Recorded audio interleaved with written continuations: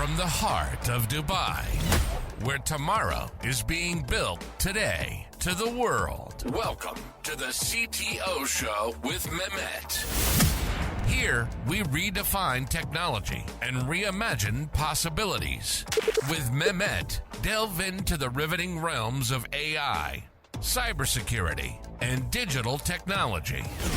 Experience the thrilling highs and lows of startups. Immerse yourself in the spirit of entrepreneurship and witness the future of business innovation being written in real time. Now, without further ado, let's tune in and explore the future. Hello and welcome back to an episode of the CTO Show with Mehmet. Today I'm very pleased joining me from Boston, Matt Zarracina. He's the CEO and co-founder of True Tickets. Today we're gonna discuss a little bit a topic that I didn't cover much, mainly related, of course, as you can imagine, to ticketing problems. We're gonna talk about like shadow audience. We're gonna talk about also building SaaS inside the legacy industry, and maybe a couple of other topics as much as the time will allow us. But as usual, what I like to do with all my guests, Matt, is I keep it to them to introduce themselves. Tell us more about you, your background, your journey, and what brought you to start building True Tickets. No, Mehmet, thank you for having me. And obviously, it's a little bit warmer probably in Dubai than it is in Boston. So a little bit about my background. It's a bit eclectic. I grew up in rural Minnesota. So Minnesota, for those who aren't familiar with the United States, is essentially middle of the country, but as far north as you can get. So we definitely experienced all four seasons there. I did my undergraduate work or university work at the United States Naval Academy. I was then a helicopter pilot based out of San Diego, California for about 4 years. After that, I transferred to Cornell University, where I taught for a bit. I did my graduate work there, so I have a master's degree in systems engineering as well as an MBA.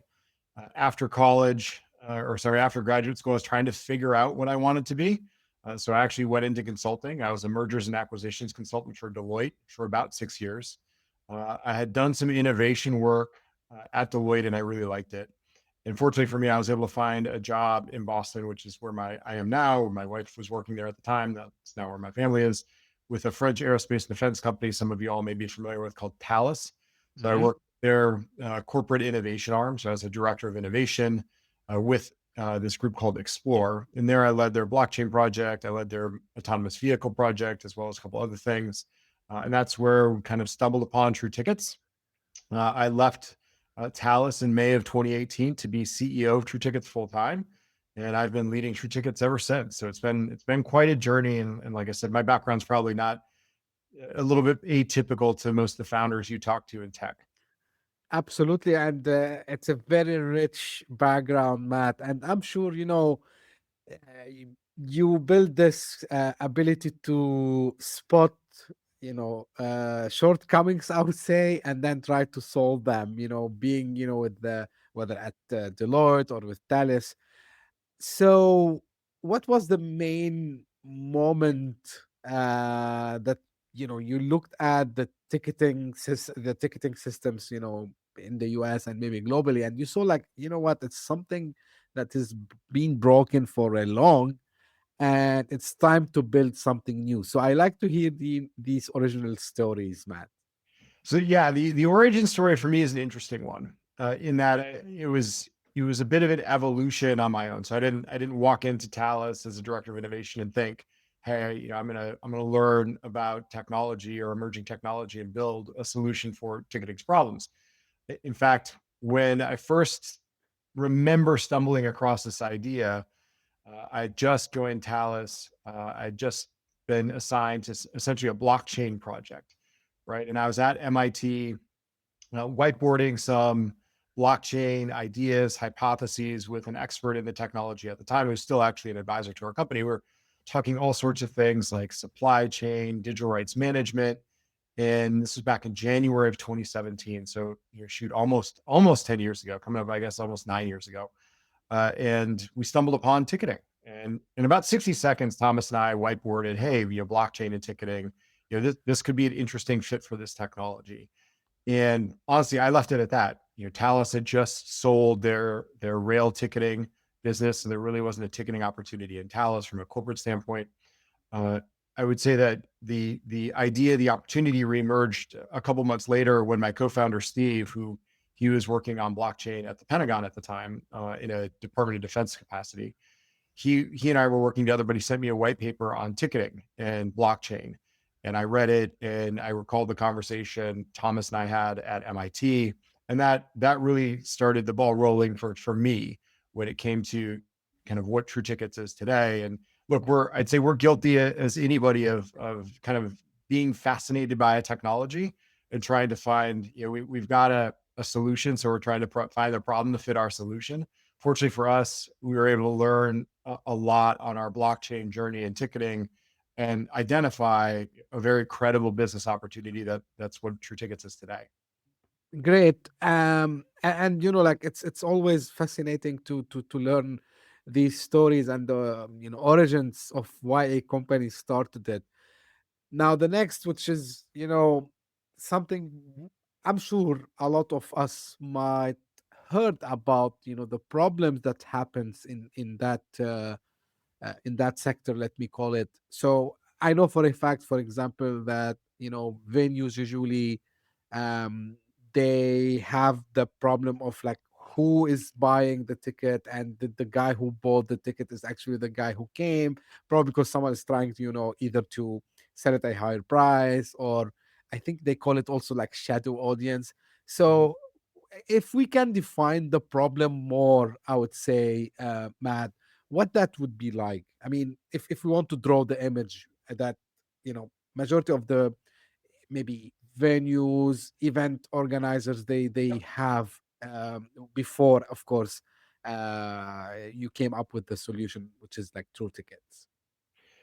Yeah, it's look, it's good to define it, right? And I think one of the things that startups always struggle with, and look, we struggled with it to a degree, is how do you articulate the problem you're solving in a clear and concise manner? And we've been on that evolution for eight plus years now. And what we've really oriented around is what our North Star is, which is helping our clients, which are our venues, right? Live event organizations. And that could be arts, theater, uh, even though we're not in sports, it cascades and broadens to sports. But our North Star is making sure our clients actually know who's attending, their venue, their organization. And it's this massive problem. And so when we talk about, we coined the phrase shadow audience, it's essentially think about a venue, a theater, a concert hall. Most of them know 1/3 of the people who walk through the doors, right? So when you're looking at an audience of, let's say, 3,000 people viewing a show for Hamilton, the venue actually probably only knows about 1,000 of those 3,000 people. So you think about that as an opportunity. There's 2,000 people in those venues viewing that content that they don't know. And when you think about the world we're in now, the attention economy, that is a massive opportunity. And look, it might be a little bit shocking to this audience, but it's really not that much different for sports or some of these live event organizations that we think are more digital or maybe more forward leaning. Sports is still at best 40 to 45%, right? And when we think about the world we're living in, that attention economy, not knowing those people who are basically in your venue, viewing your content, it puts them at a huge disadvantage, right? When we think about other digital solutions that are vying for attention, Netflix, Google, Amazon, uh, you know, HBO, anything that's kind of Facebook, Meta, they know 90+% of the people engaging with their content. So, when we think about Boston Symphony, they're not competing against the Boston Red Sox, they're competing against Netflix. And the key is then you need to know who's coming in your venue so you can market more effectively and you can make sure your organization is not only successful today, but long in the future. Matt, and another aspect which also I hear about it a lot, which is what's called like these trials for having uh, bots to buy tickets early, right? And then you know pushing people to buy from what they call it the black market, right? And this has caused also like kind of a disconnection. How big this problem is, in your opinion, in whether in sports or other arenas? It's a massive problem. And all you have to look at is what's happening both in the US and internationally. There's a Department of Justice lawsuit against Ticketmaster Live Nation for certain practices. There's in the UK, they banned, put a cap on resale. And so obviously there are, or governments now are attempting to address this problem. However, we would argue the solution to that problem is actually connecting the organization, the venue, with the actual attendees. So while obviously you can legislate things, legislation is only as good as your ability to enforce it. Our hypothesis is coupling legislation with technology solutions that can help reveal these shadow audience members, create a direct connection between the venue and the person attending. That creates visibility. And it's that lack of visibility that's been this massive blind spot in this industry for decades. And look, it's been a blind spot for, I'd say, two reasons. One is many venues, I think, assumed that their ticket buyer was the attendee. We're realizing now that in many cases, that's not the case. And two, technology really didn't exist to solve this problem, which is really create a custody solution after a ticket was sold. And it's not hard to really understand that.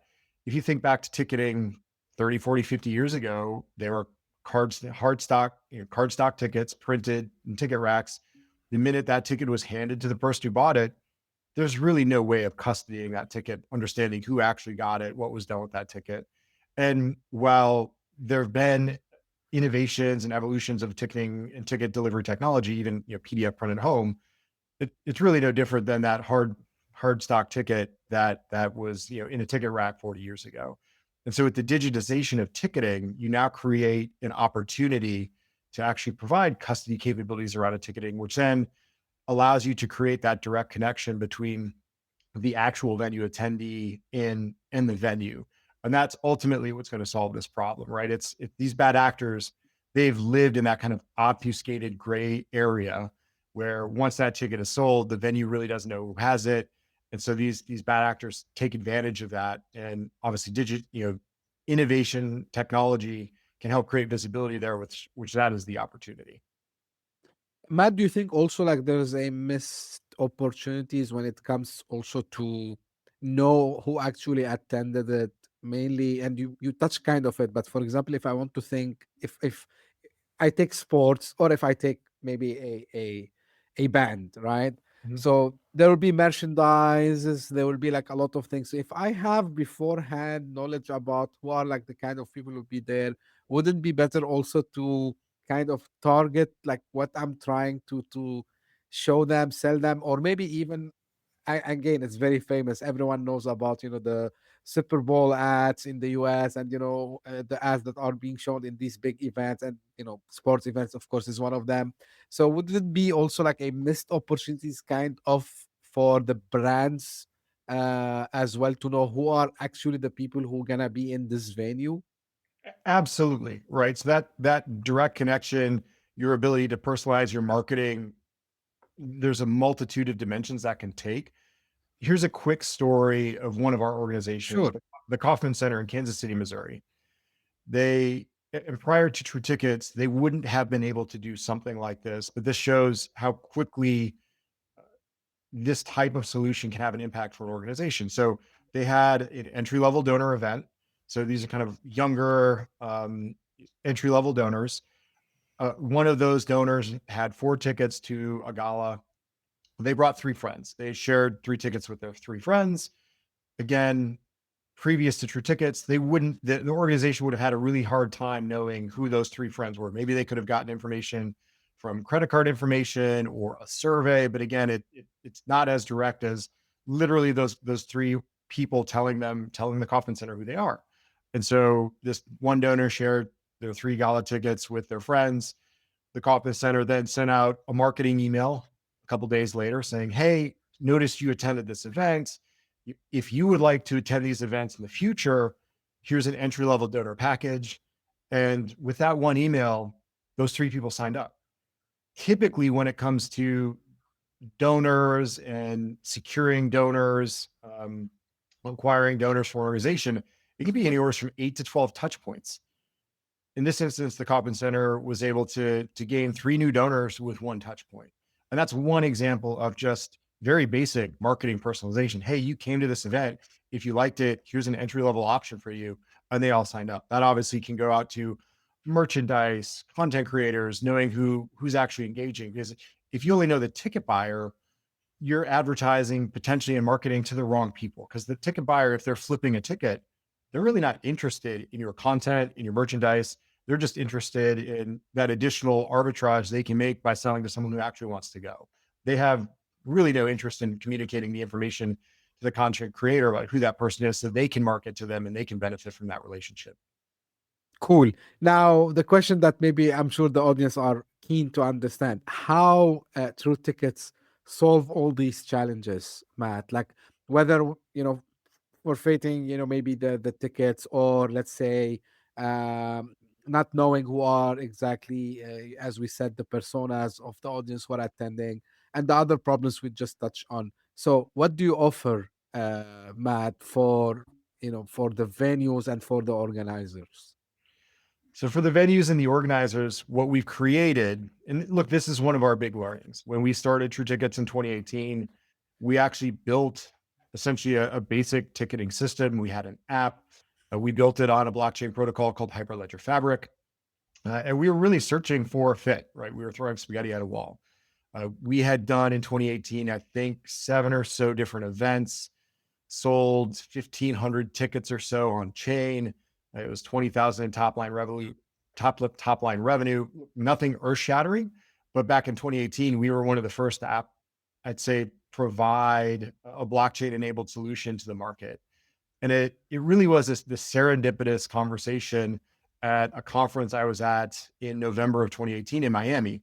We were at a ticketing conference. Our focus at the time was obviously trying to talk to sports leagues, teams, bigger organizations, bigger venues. And there was a side conversation I had with a woman at the Adrian Arts Center. And for those of you who don't know, the Adrian Arts Center is Miami's performing arts center. And they have touring Broadway, so Hamilton comes there.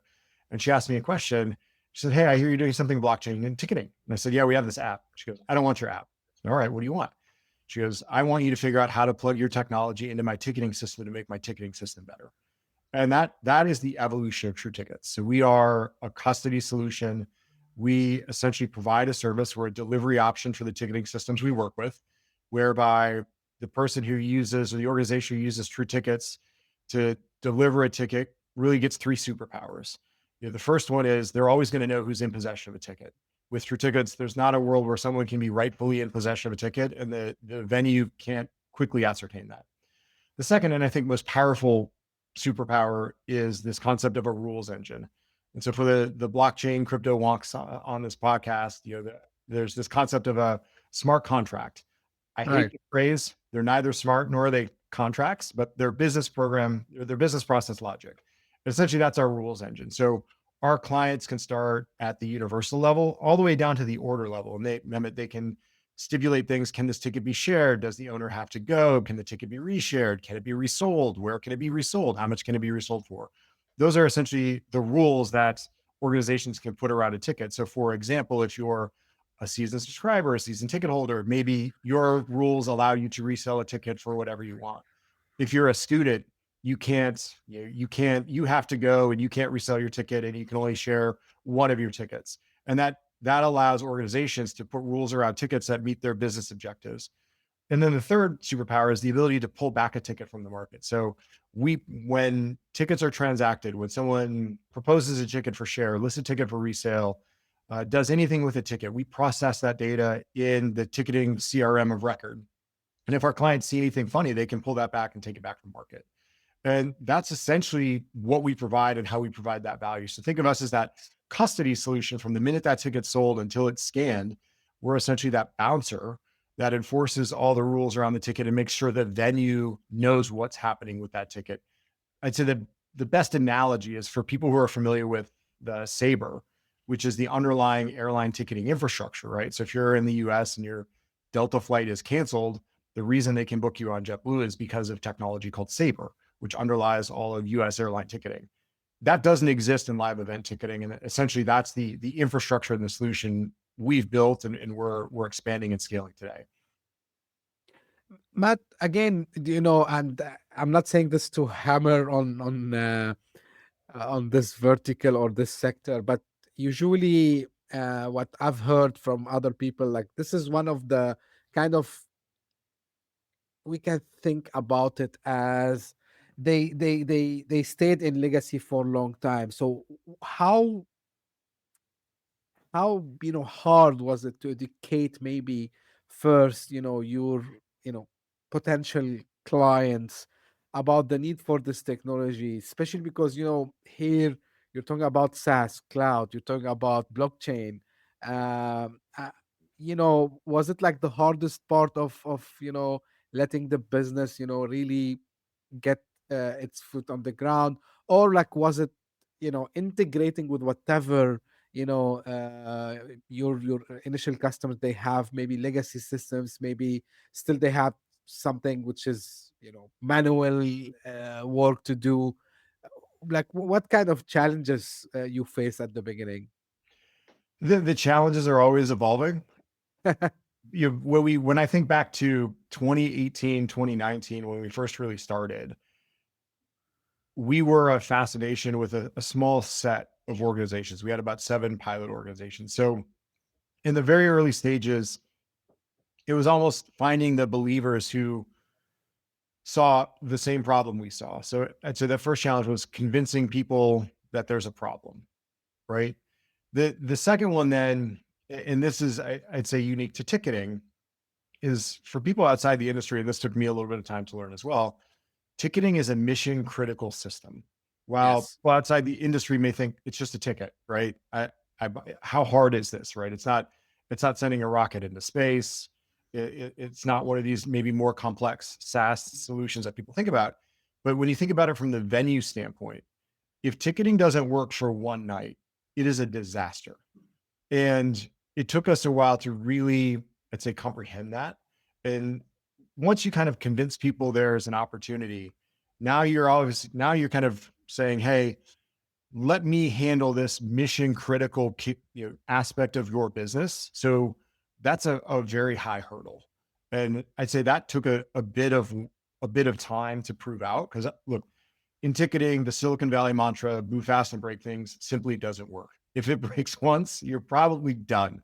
And so we've been very fortunate to really clear that hurdle and show, hey, we can handle mission critical software or a mission critical need at scale. I mean, we've now delivered 24 million tickets and over 1.5 billion in face value for our clients over the 6+ years we've been in operation. So we continue to prove that out every day. Once you can show you can do it, you get those early adopters. After that, it's really about proving value. And we've gotten much better at, look, we've got a lot of great data. And on our website, a couple of years ago, we put on our website a return on investment calculator. So Hmm. potential clients who are looking at us can plug in the number of tickets they deliver a year, a couple other metrics. And based on data from our clients, we can provide them an estimate of what we think the benefit might be for them. And then we were able to revamp it this year such that we can now show, hey, year 1, year 2, year 3, if you're the average True Tickets venue client, this is what you should expect to see. If you're top quartile, this is what you should expect to see. And it's really hammering home that value proposition. I'd say this next evolution of it, so that's kind of at the venue level, is as we look to expand, it's convincing some of these other systems that we provide enough value that we're worth partnering with, right? And so when you think of these legacy systems, one, they were optimized for selling a ticket. The minute the ticket was sold, their job was done. So for Right. all intents and purposes, they were never architected or data modeled to do custody. And so we've essentially built that custody layer. The second thing is too, is that these legacy systems, they are CRMs. That's what they do well. And there's a lot of things that they are trying to improve, make better just within their core product. And those systems are known to work with partners, right? So when you think of events, if there's a large on sale, many of these systems work with queuing partners. There's queuing solutions, right? And when you think queuing, think those like waiting rooms, right? So if you're going to a show, that high demand show, hey, Mehmet, you're 10th in line. many times, like that's a vendor actually working with a ticketing system to provide that capability. Payment processing, right? Most ticketing systems are not doing their own payment processing. They're working with a vendor to do that. And where we're at now with some of these other systems is essentially convincing them that it's worthwhile to work with us as a partner for this segment of their business. And it's a little bit challenging because some of them see this as like, no, this is a core capability of our service. I would argue, no, it never was. You never did ticket custody. You obviously outsourced it. 4 decades ago, you outsourced ticket custody to a card stock and a printer. Uh, you outsourced it a couple decades ago to PDF print at home. So you outsourced it to basically someone's home printer and a piece of paper.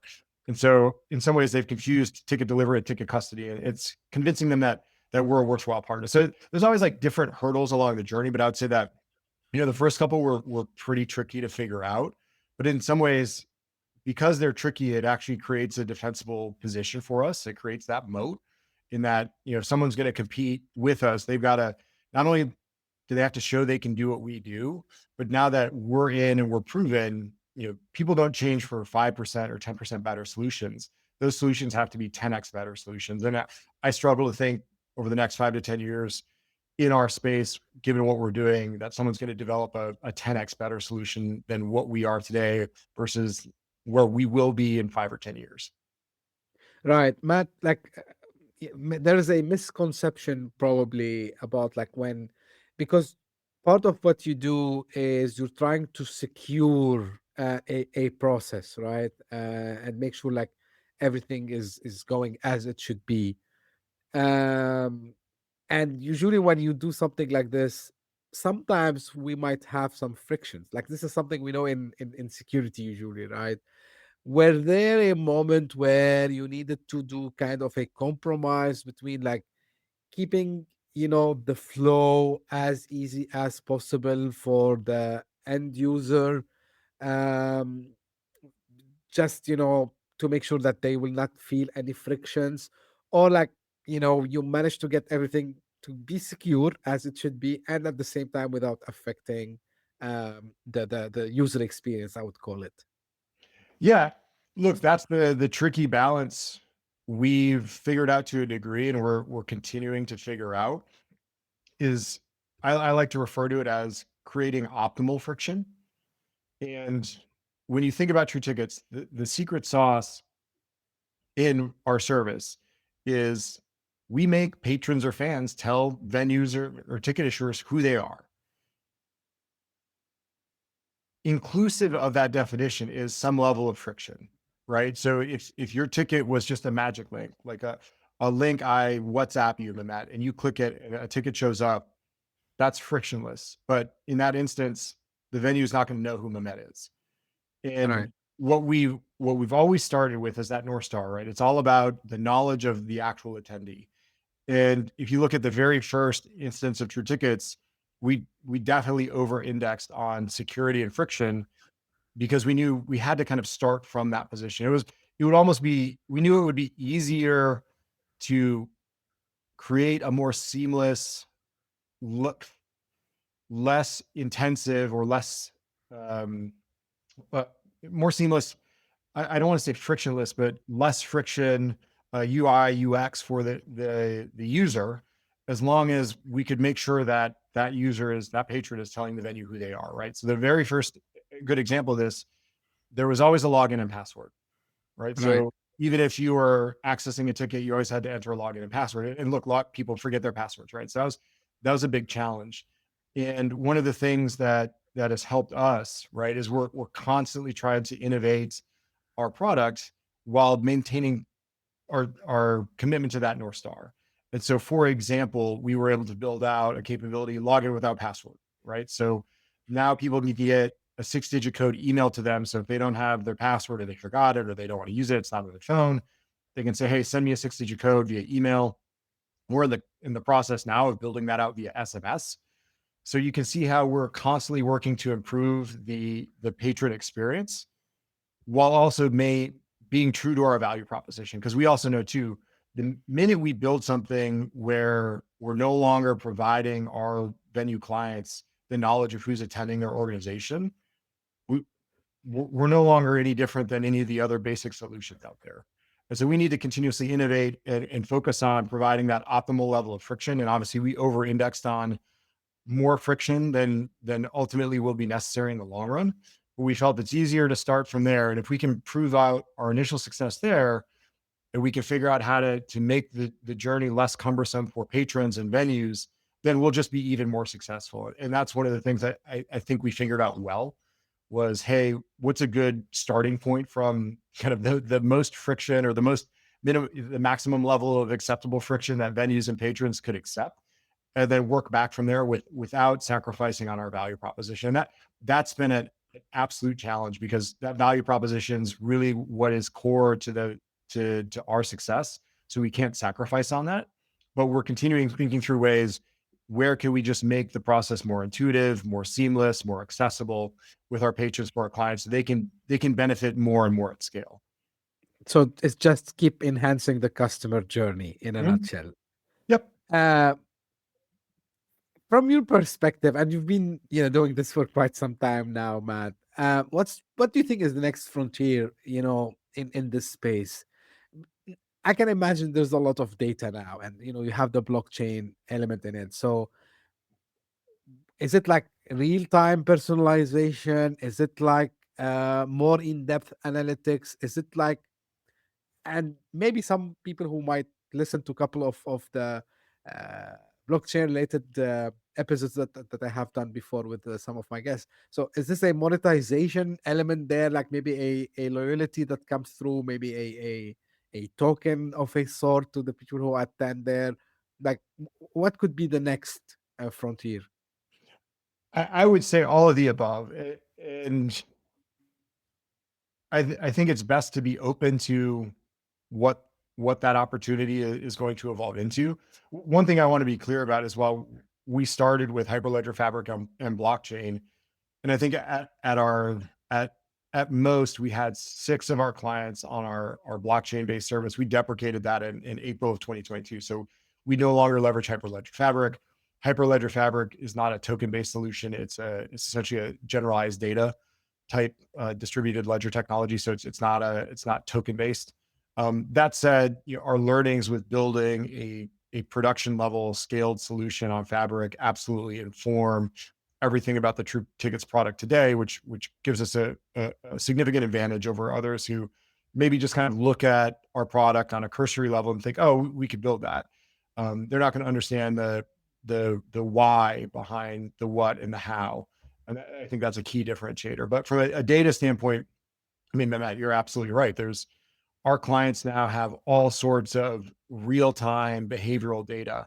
When are people listing tickets for resale? When are people accepting tickets for share? When are they engaging in their wallet? And could I see all of that feeding into personalization and much more optimally timed marketing around both when and what you market to someone to drive behavioral changes? Absolutely. Uh, am I smart enough to know now what those are going to be? Not necessarily, but I think if you're a data driven marketer, this is going to be, you're going to be a kid in a candy store, because just the amount of data and the amount of A/B testing you can do. Exactly. When do you kind of propose a call to action for this patron versus this patron, and what does it do? What does it drive? I think it's going to be key. In fact, we've entered into a collaboration with, in the art space. There's a marketing organization called Capacity Interactive, and we have a mutual client, the National Ballet of Canada. And one of the things that I'm excited about this year is we're going to really start to dive into some A/B testing around these new to file, these revealed shadow audience members, right? So think the thousands of people that the National Ballet of Canada is now going to know because of True Tickets. What can we try from a marketing standpoint to say, hey, how can you most optimally market to them? The vast majority of our clients today are simply, and this is not a knock on them, this is actually what they should be doing, are taking those new to file, putting them in their standard marketing funnel, and they're driving. I mean, we've now delivered almost 1 million new to file to our 100+ clients. Those million new to file have gone on to purchase tens of millions of tickets, Wow. generating significant incremental revenue.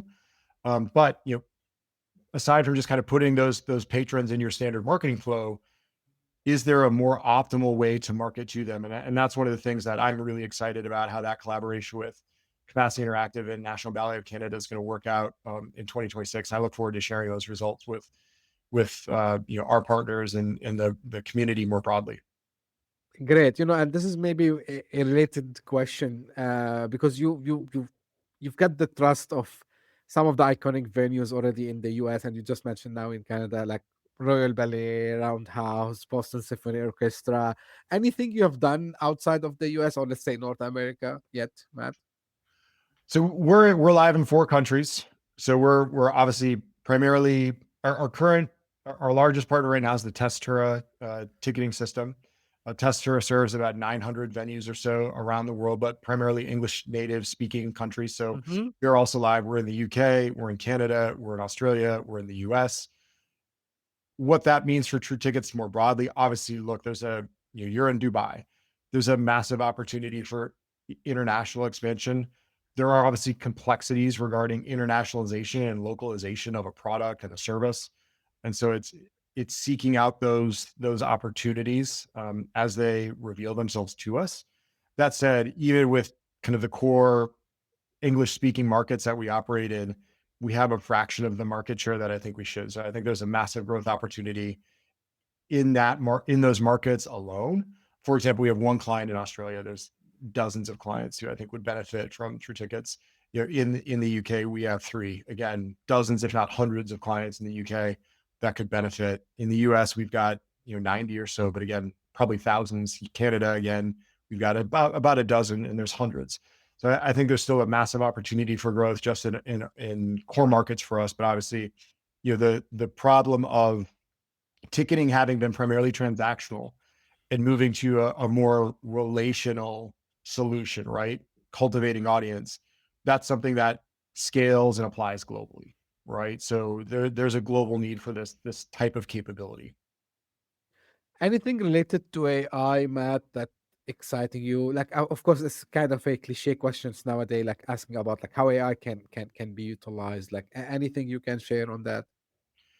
The biggest opportunity I see is pattern recognition, pattern identification, and I'd say recommendation suggestion, recommendation engines, right? So Hmm. when we think about a couple things, obviously everyone's focused on bad actors. So as we proliferate our service, as we get more data, being able to apply AI to train it and teach it to help our clients understand which of those ticket buyers may be a bad actor, right? Which of them have a high propensity for fraud or chargeback, where they should maybe proactively reach out or even take the ticket back. Obviously, when you think about getting into resale, there's the whole concept of pricing engines, as well as we talked about it a little bit with the National Ballet of Canada and the Capacity Interactive collaboration we're undergoing. What does that mean from how you should market to patrons?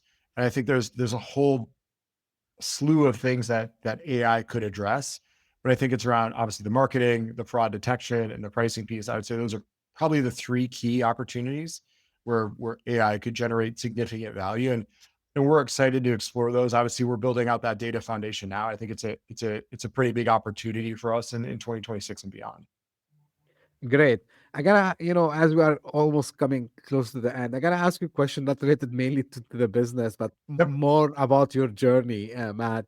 So, the transition you did, from different roles, especially like consulting, being a startup founder, and now you're in a scale up and scaling phase, because a lot of other to be founders, they have this kind of, I don't call it doubt, but they overthink and they say, "Oh, like I've been a consultant." Usually consultants are looked at like not as good founders. Like the good founders come from a specific, they have other traits that maybe I don't have as a consultant. And even like recently, the word consultant itself, it became like kind of have a lot of question marks f- for reasons we might all know.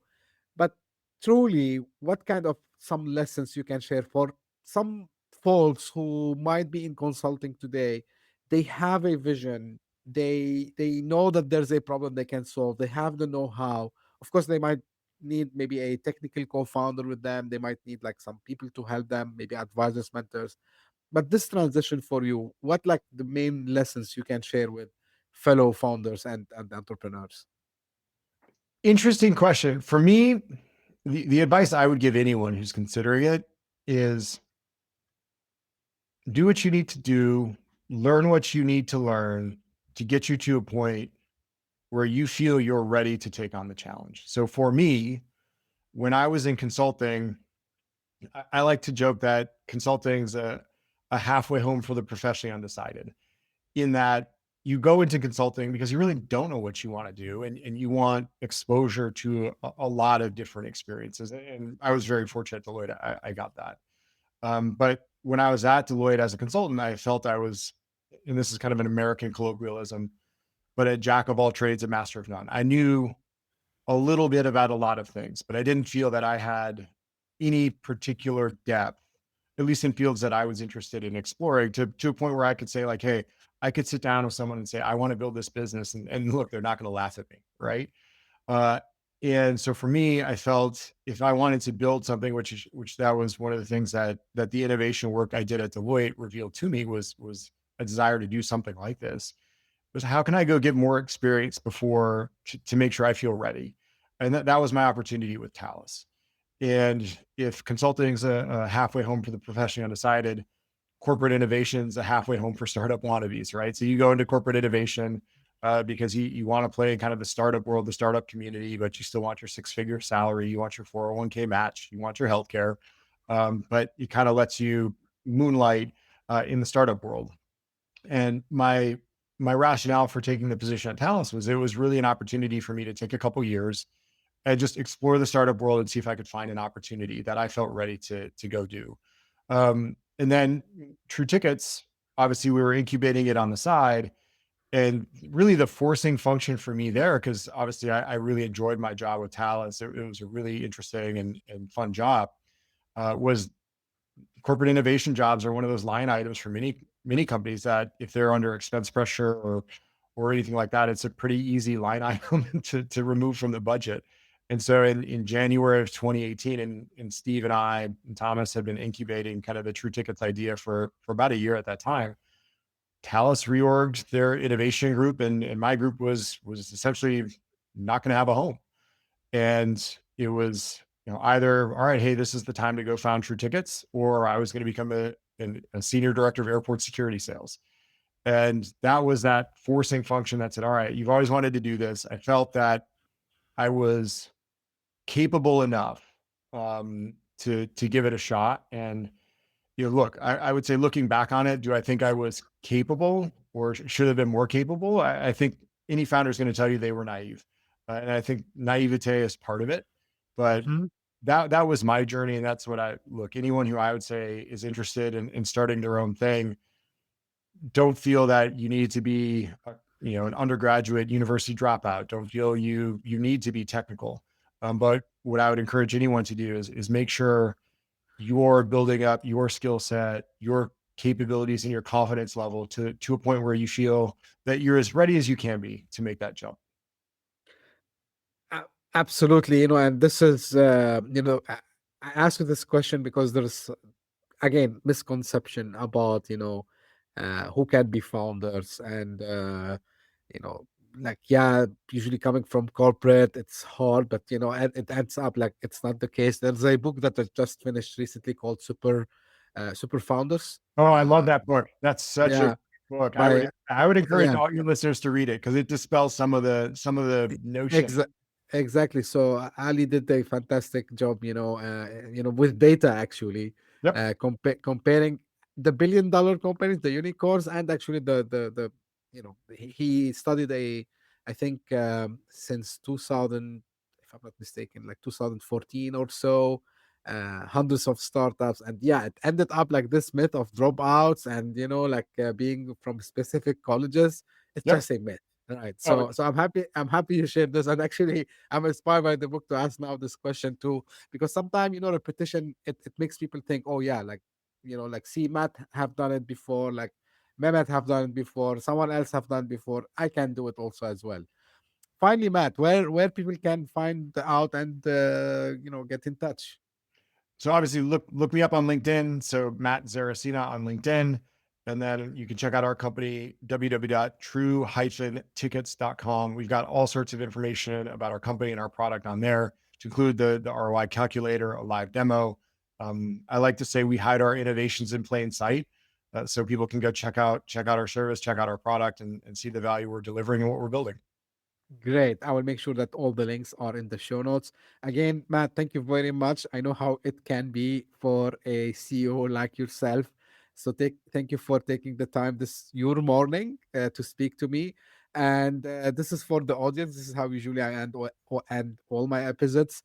If you just discovered us by luck, thank you for passing by. All my request from you is to subscribe and share it with someone you think who would be or she would be interested. And if you are one of the people who keeps coming again and again, thank you for the support. Thank you for making the podcast doing very well this year throughout 2025. And we're gonna continue. Hopefully the same thing in 2026. Also, maybe you have noticed like we have a new cover artwork. So just we came out. I think it was about time. The podcast, 2026, it will complete 3 years. We're gonna enter like season 4. So thank you very much again for everyone who support this podcast. And as I say, always stay tuned for a new episode very soon. Thank you. Bye bye. Hit that subscribe button, share the show with your tech-savvy friends and fellow entrepreneurs, and leave us a review on your favorite podcast app. Your support means the world to us.